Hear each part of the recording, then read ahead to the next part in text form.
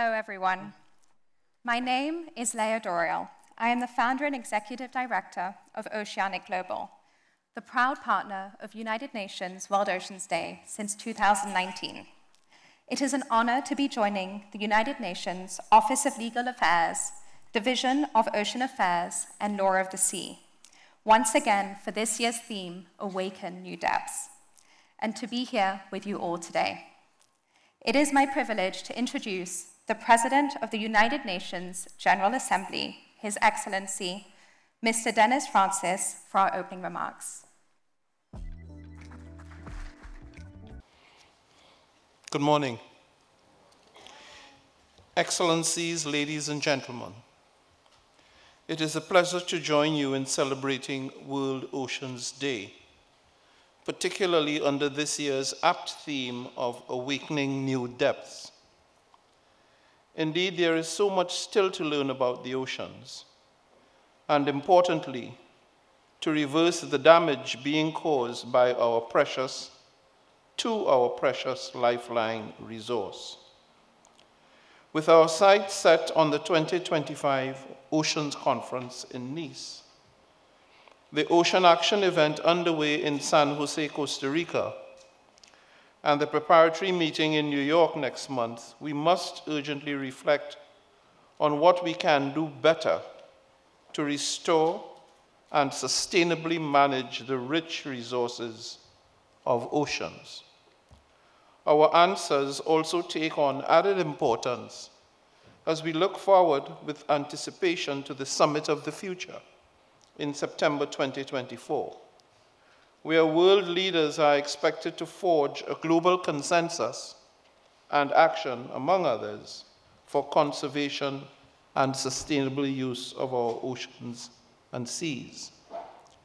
Oceans are the origin of all life on Earth, covering more than 70% of our planet, offering daily subsistence for more than 35% of global population, especially in developing countries, and generating 60 million jobs around the world. Oceans provide countless benefits to humanity's existence. Moreover, oceans are our strongest allies against climate change, absorbing 25% of all carbon dioxide, making them the greatest carbon sink on the planet. At the same time, oceans suffer due to the climate crisis and myriad types of pollution generated by socially irresponsible human activity.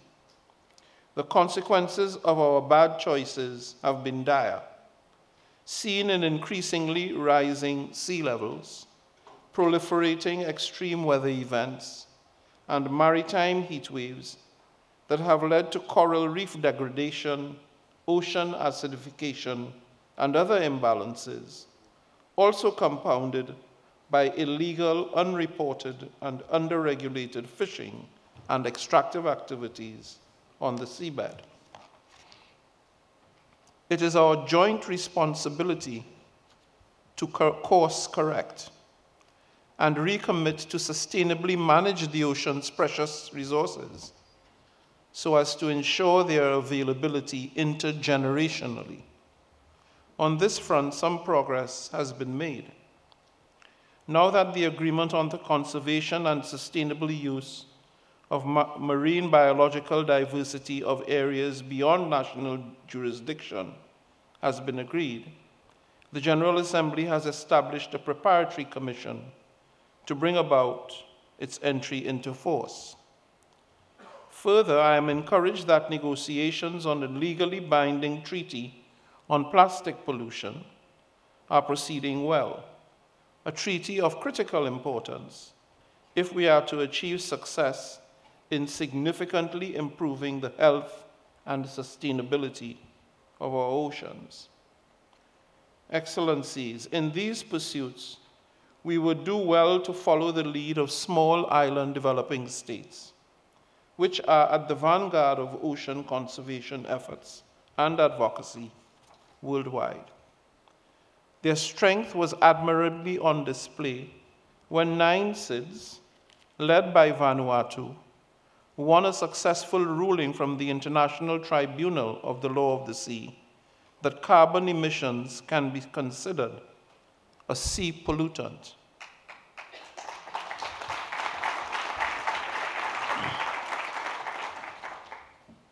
This historic ruling obliges countries to mitigate the effects of carbon emissions on the oceans, potentially creating an important basis for future climate jurisprudence. But this is not simply a win for SIDS alone. It is a win for the environment, for our oceans and seas, and certainly for all of humanity. Its practical weight was recently reflected at the 4th International Conference on SIDS, which I had the privilege of attending, and where world leaders adopted the Antigua and Barbuda Agenda for SIDS, addressing various aspects of ocean health, from conservation and sustainable use of marine resources to biodiversity loss and plastic pollution.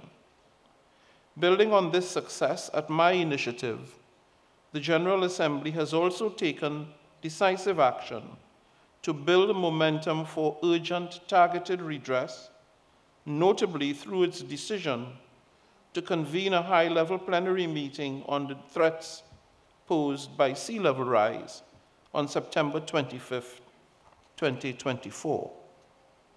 Excellencies, ladies and gentlemen, let me end on another positive note, that I am pleased to have announced yesterday the appointment of Their Excellencies Tanya Seraphim Yvonne Ramulado and James Martin Larson, permanent representatives of Cabo Verde and Australia respectively, as co-facilitators for the intergovernmental consultations mandated in Resolution 78/128 of 18 December 2023. Their mandate is to facilitate development of a brief, concise, action-oriented, and intergovernmentally agreed declaration to be concluded by May 1, 2025, for adoption by consensus at the high-level 2025 United Nations Conference to support the implementation of Sustainable Development Goal 14. That is, to conserve and sustainably use the oceans and seas and marine resources for sustainable development. On this World Oceans Day, let us redouble our efforts to support and advance ocean action, build much-needed capacity in SIDS and other developing countries, and promote innovative financing solutions that drive transformation and scale up resilience. Together, we can navigate towards a blue future, where through effective management, vibrant, ecologically rich oceans make their maximum contribution to peace, prosperity, progress, and sustainability for all. I thank you.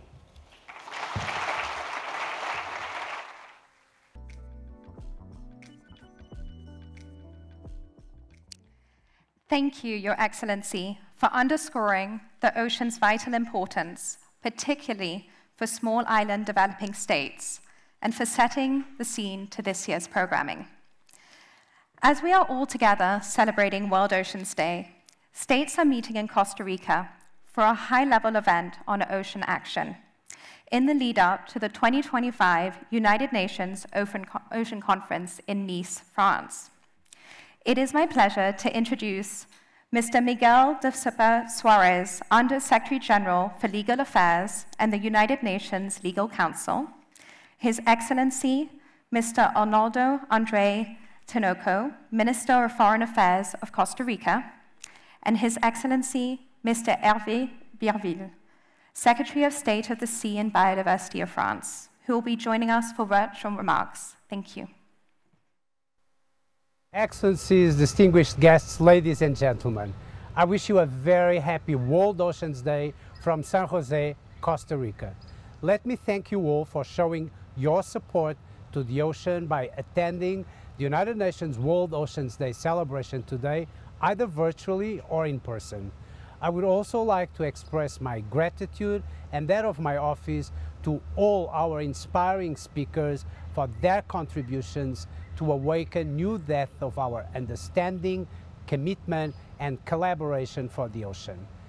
Thanks also go to the judges of the annual photo competition, to the contest curator Alan Coilards, and to the dive photo guide for facilitating the competition, and to everyone who has submitted entries this year.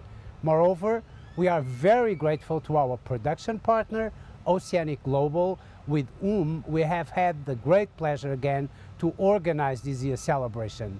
I am here in San Jose to attend the high-level event on ocean action entitled Immersed in Change, convened by the government of Costa Rica, and the event is held in preparation of the 2025 United Nations Ocean Conference, which will take place next June in Nice, France, under the theme Accelerating Action and Mobilizing All Actors to Conserve and Sustainable Use the Ocean. Today's high-level event and the Ocean Conference next year offer important opportunities to take stock of the implementation of Sustainable Development Goal 14, Life Below Water, and to spur action to achieve all its targets by 2030. I'm delighted to be joined today by the co-hosts of the 2025 United Nations Ocean Conference, represented by Minister of Foreign Affairs, Mr. Arnoldo André-Tinoco, and by the Secretary of State for the Sea and Biodiversity, Mr. Hervé Berville. Excellencies, may I invite you to share with our audience in New York and around the world your vision on the significance of the current high-level event, the 2025 Nice Ocean Conference, and their role in awakening new depths for commitment and action for the ocean. Minister. Thank you, Undersecretary Serpa. It is our pleasure to welcome you in Costa Rica, a small coastal country but a big ocean state, where we invited the world to join us at the high-level event on ocean action, Immersed in Change, this 7th and 8th of June.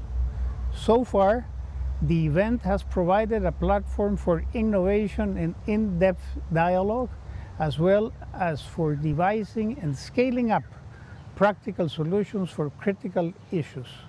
These include the blue sustainable economy, plastic pollution, sustainable fisheries, and the implementation of global agreements, all integral to our call of peace for the ocean. All these efforts are directed towards enhancing our ambitions for the 3rd United Nations Ocean Conference, UNOC, and the excitement and commitment of over 1,500 participants this weekend underscores the growing momentum towards Nice next year. Our objectives for the UNOC are clear: to accelerate action by engaging all stakeholders and to leverage scientific, technical, financial, and innovative solutions for SDG 14 in order to protect and conserve the ocean and its invaluable marine ecosystems for future generations. Thank you. Muchas gracias, Undersecretary Serpa. Thank you, Minister André-Tinoco. It's a pleasure to be here in this beautiful country, Costa Rica. The ocean faces a triple crisis: climate change, biodiversity loss, and pollution. Yet it sustains over 3 billion people worldwide, our planet's lifeblood. As the world's 2nd largest maritime territories, spanning the Pacific, Atlantic, and the Indian Ocean, France must and will unite with all nations to protect our ocean and meet this century's defining challenge. Indeed, we are honored to be co-hosting UNOC 3 with Costa Rica in June 2025 to set new milestone for the protection of marine ecosystem and strengthen ocean governance. This conference aims to accelerate all ocean-related United Nations and multilateral processes. First, the swift ratification of the BBNG agreement. Second, progress on the 30 by 30 biodiversity goal. Third, extending our coalition for the precautionary principle on deep sea mining. And fourth, celebrating the forthcoming treaty to end plastic pollution and reduce plastic production. Believing that effective change demands science-based public policies, we will organize a scientific congress alongside the conference. Recognizing that coastal population, especially indigenous people, are the first to suffer climate change, we will convene a special summit on regions and cities affected by rising sea level. Committed to inclusive ocean governance, we will host a forum on the blue economy and finance in Monaco. Dear friends, I look forward to meeting you all in Nice in June 2025 for this Summit of Ocean Action, so that we can collectively work toward a healthier ocean. Thank you very much for those inspiring words, which highlight that today's high-level event and the Ocean Conference, similar to World Oceans Day, are not mere occasions, but calls to action. And the United Nations looks forward to working with you in making the 2025 Ocean Conference a meaningful milestone for the ocean and all who depend on it. One thing is clear, we cannot do this alone. We will need the support from everyone attending today's United Nations World Ocean Day celebration and from all those working on ocean issues around the world. As the previous United Nations Ocean Conference concluded, the ocean is our future, our responsibility. Let us come together to live up to that responsibility and reawaken our commitment to the ocean. Thank you. Thank you for those remarks and commitments. We are gathered here today in celebration of World Oceans Day to recognize that we live on a beautiful, delicate, resilient, biodiverse blue planet, and that it is only with respect and harmony with the ocean that we can restore balance to our natural world.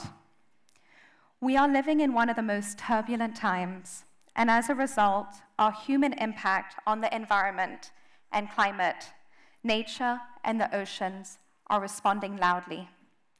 We know the facts, but we are still not listening. And we can all feel the subsequent polarization and desperation around us. Once again, we're living through the hottest decade on record. Global temperatures have exceeded 1.5 degrees of warming on almost a daily basis. And in the last 6 months alone, we're experiencing the 4th largest coral reef bleaching event in history. What is happening in the ocean is not isolated to the ocean. It is impacting all aspects of our planet. No matter where we are all experiencing and witnessing rapid environmental and social decline. And with all the demands and conflicting priorities of today's world, it can be hard to create the capacity to put the ocean first. But as the ocean sustains all life on Earth, prioritizing a thriving ocean is fundamental to ensuring a thriving planet. The global narrative of today is one of doom and gloom. In our messaging around climate and the environment, it is so important not to only be realistic about the possibilities of our future, but to also create space for alternate ways of doing, of being, of creating, to equip ourselves with knowledge-backed tools that empower us to imagine different futures. To pose the question, what if we got it right? When it comes to the ocean, only approximately 10% of it has been explored, meaning there is endless potential out there that is yet to be discovered. This year's theme, Awaken New Depths, is one of opportunity, of hope in a collapsing world. It challenges us to transcend the status quo of how things have been done and empowers us to find new ways of conserving the ocean's decline and these delicate ecosystems, changing our extractive practices to refine how we as humans operate within this larger role. As the President of the General Assembly mentioned, the particular depths that we'll explore today, commitment, compassion, understanding, and collaboration, are meant to open minds, ignite senses, and to inspire possibilities, to motivate widespread momentum for the ocean in the face of an increasingly desensitized world. At Oceanic Global, our mission is to reconnect humanity to the ocean as the beating heart of the planet, and to provide tangible solutions and blueprints for coexisting in harmony with the natural world. Our programs, from education and campaigns, our volunteer hubs, community grants, across industry Blue Standard, and our global convenings, such as today's event, works together to not only meet the ocean's immediate needs and to protect ecosystems and communities in need, but to also provide solutions at every level of society, to reshape systems and to restore balance for the long term. Let us remember we are all part of this beautiful web of life. And like all life on Earth, our survival depends on the ocean. During today's programming, I would like to invite you to reflect on how you can change to support a thriving ocean. It's vital that we translate our commitments and its potential into real momentum and tangible action. There is no time to wait. It is now an honor to introduce Giselle World, who is deeply connected to the water, to share her magic through a song called Yemanja.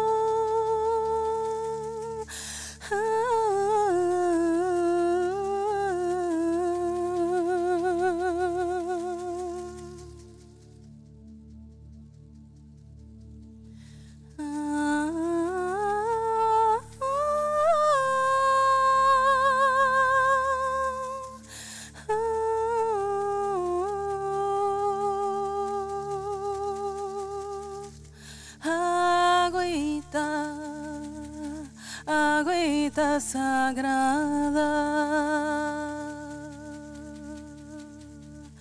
agüita bendita, purificando. Thank you, water. Thank you, water. You purify us. You nurture us. You give us life. Tlazokamati, agüita sagrada, yanawana, yanawana, ho.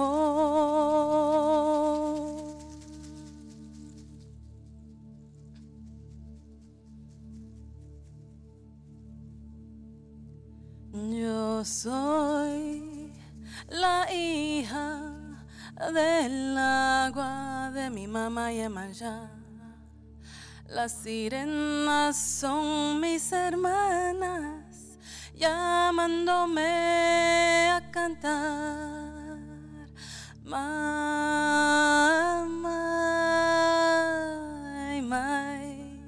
Yemanja.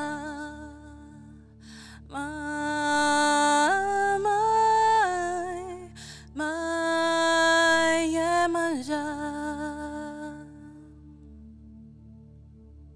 yeah, yeah, yeah, yeah, manja, yeah, yeah, yeah, yeah, manja, yeah, yeah, yeah, yeah, yeah, manja. Yeah, yeah, yeah, yeah, manja, yeah, yeah, yeah, yeah, manja, yeah, yeah, yeah, yeah, yeah, manja. Yo soy la hija del agua de mi mamá Yemaya. Las sirenas son mis hermanas, llamándome a cantar. Mamá, mai, Yemaya. Mamá, mai, Yemaya. Yeah, yeah, yeah, yeah, manja, yeah, yeah, yeah, yeah, manja, yeah, yeah, yeah, yeah, yeah, manja. Yeah, yeah, yeah, yeah, manja, yeah, yeah, yeah, yeah, manja, yeah, yeah, yeah, yeah, yeah, manja. El mar me llama, la luna me canta, el sol me da fuerzas para cuidar el agua. El mar me llama, la luna me canta, el sol me da fuerzas para cuidar el agua. Mamá, mai, Yemaya.